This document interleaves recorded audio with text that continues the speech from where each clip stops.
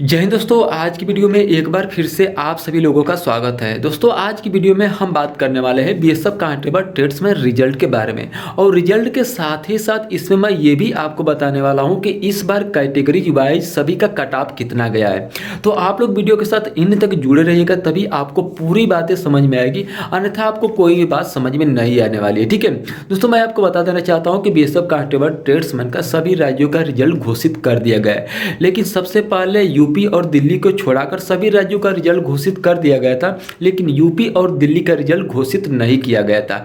इसका मेन कारण क्या है किसी को पता नहीं है। लेकिन जो इस बार बीएसएफ कांस्टेबल ट्रेड्समैन की मेरिट गई है वह जनरल की 70 गई है और ओबीसी की 67 गई है और एसटी एससी कैंडिडेटों के लिए 55 यानी कि मेरिट गई है। ठीक है, जो भी कैंडिडेट अगर 100 क्वेश्चन में से 70 क्वेश्चन को अटेम्प्ट कर दिया है, अगर वह जनरल कैटेगरी से बिलोंग कर रहा है, तो उसका बीएसएफ कांस्टेबल ट्रेड्समैन में यानी कि उसको मेडिकल के लिए वहाँ पे बुलाया जाएगा। लेकिन जिस कैंडिडेट का अगर 70 नंबर से कम है तो उस कैंडिडेट को वहाँ पे मेडिकल के लिए नहीं बुलाया जाएगा। लेकिन आपको एक बात याद रखनी है कि ये जो मेरिट बनी है ये अभी कोई फाइनल मेरिट नहीं बनी है। ठीक है, अभी आपका मेडिकल बाकी है। मेडिकल के बाद अगर आप पूरी तरह से कंप्लीट हो जाते हैं तो लास्ट में आपकी मेरिट बनेगी। अगर उस मेरिट में अगर आपका नेम आता है तभी आप बीएसएफ कांस्टेबल ट्रेड्समैन ज्वाइन कर सकते हैं, अन्यथा आप ज्वाइन नहीं कर सकते। क्योंकि बहुत से लड़कों के मन में ये विचार उठता हुआ कि मेरा इस लिस्ट में नाम आ गया है तो मैं बीएसएफ कांस्टेबल ट्रेड्समैन में मैं भर्ती हो गया हूँ। ठीक है दोस्तों, ऐसी कोई बात नहीं। ठीक है, अभी एक मेडिकल के बाद फिर से फाइनल मेरिट बनेगी और फाइनल मेरिट में अगर आपका नेम आएगा तब आप बीएसएफ कांस्टेबल ट्रेड्समैन का वर्दी पहन के आप देश की सेवा कर सकते हैं। लेकिन मैं दोस्तों आपको बता देना चाहता हूं कि जो भी कैंडिडेट का अगर जो इस बार मेरिट बनी है उस मेरिट से 5 या 10 नंबर अधिक है तो उसको लास्ट मेरिट में कोई रोक नहीं सकता। लेकिन जिस कैंडिडेट का अगर इसी मेरिट में कट ऑफ यानी कि जो रेड क्रॉस पे जुड़ा है, जिससे कि 70 नंबर जो भी लड़का किया है, ठीक है, और 70 पे मेरिट बनी है, तो उसका फाइनल मेरिट में उसका नाम नहीं आ सकता। ठीक है, क्योंकि आप सभी कैंडिडेट को पता है कि 2788 पोस्टें के लिए लमसम उसका 3 गुना रिजल्ट घोषित किया गया है। ठीक है, यानी कि 3 गुना रिजल्ट घोषित करने के साथ ही साथ जो लास्ट में फाइनल मेरिट बनेगी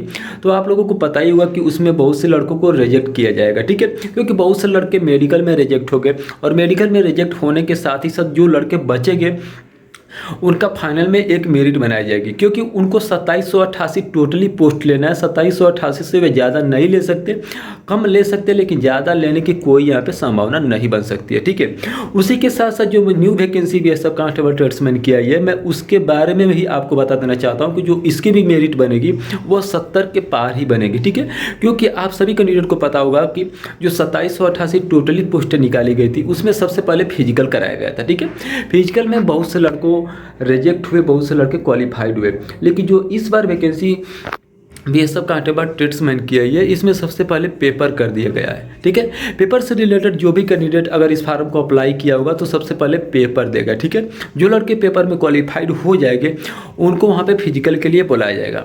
लेकिन जो लड़के फिजिकल क्वालिफाइड हो गए, जो लड़के फिजिकल क्वालिफाइड नहीं हो गए, उसी समय डिसीजन तय कर लिया जाएगा कि कितने लड़कों को मेडिकल के लिए बुलाया जाएगा और कितने लड़कों के लिए मेरिट में नेम दिया जाएगा और कितने लड़के मेरिट में आ सकते हैं। अभी कोई तुलना नहीं किया जा सकता, लेकिन मैं तुलना के साथ ये भी मैं आपको बता देना चाहता हूँ कि जो इस बार न्यू वैकेंसी आई है इसका 70 पे मेरिट कन्फर्मली बनेगी। अगर 70 से अगर आप कम नंबर को अटैचमेंट करते हैं तो आपको फाइनल मेरिट में नाम नहीं आएगा। ठीक है, तो मैं सभी कैंडिडेटों को यही रिक्वेस्ट करना चाहता हूँ कि जिस कैंडिडेट का जो 2788 पोस्टें निकाली गई थी, जिसका सिलेक्शन हुआ है उसके लिए भी मैं धन्यवाद बोलना चाहता हूँ, और जिसका सिलेक्शन नहीं हुआ है उस कैंडिडेट को भी मैं धन्यवाद देना चाहता हूँ कि आप लोग कंटिन्यू मेहनत करिए। ठीक है, मेहनत के अलावा कुछ भी नहीं है, क्योंकि अब जो न्यू प्रोसेस से आ रही है अग्निपथ योजना से, तो सभी भर्तियों में बदलाव किया जा रहा है। ठीक है, सभी को पता ही होगा कि बीएसएफ कांस्टेबल ट्रेड्समैन में पहले रैली भर्ती कराई जाती थी, रैली के बाद उसका ऑफलाइन पेपर होता था, ऑफलाइन कॉलिंग भी आती थी, लेकिन उसको ऑनलाइन कर दिया। ऑनलाइन करने के बाद पहले फिजिकल होता था,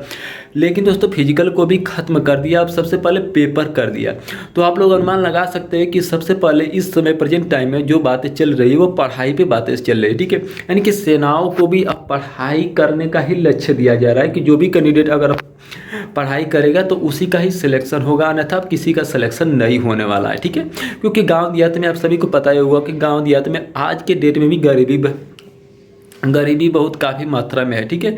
बहुत से लड़के पढ़ पाते हैं, बहुत से लड़के नहीं भी पढ़ पाते, लेकिन शहर में सभी लड़के पढ़ने के लिए इच्छुक होते हैं, ठीक है।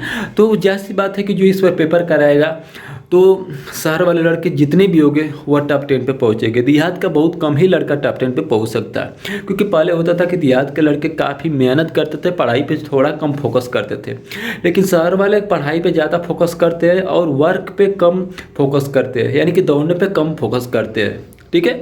तो ये सारी प्रक्रिया बदल दिया गया। प्रक्रिया कोई खास अच्छी भी नहीं है, ठीक है, कि जो युवाओं गरीबी से बिलोंग करके फौज में भर्ती होकर देश की सेवा करना चाहता है, उनके लिए भी एक चुनौती दी जा रही है, ठीक है। तो दोस्तों ऐसा कोई बात नहीं, ठीक है, आप लोग कंटिन्यू मेहनत करिए, सफलता आपको जरूर मिलेगी, ठीक है। अगर दोस्तों ये अच्छी लगी वीडियो तो आप लोग चैनल को सब्सक्राइब करिएगा और बगल में बेल आइकन की घंटी होगी उसे भी आप लोग प्रेस करिएगा, ताकि डिफेंस से रिलेटेड जो भी नया नोटिफिकेशन आएगा, अगर आप इस चैनल के माध्यम से जुड़े होगे तो ये नोटिफिकेशन आपके पास सबसे पहले पहुँचेगा। तो दोस्तों तब तक के लिए जय हिंद, जय भारत।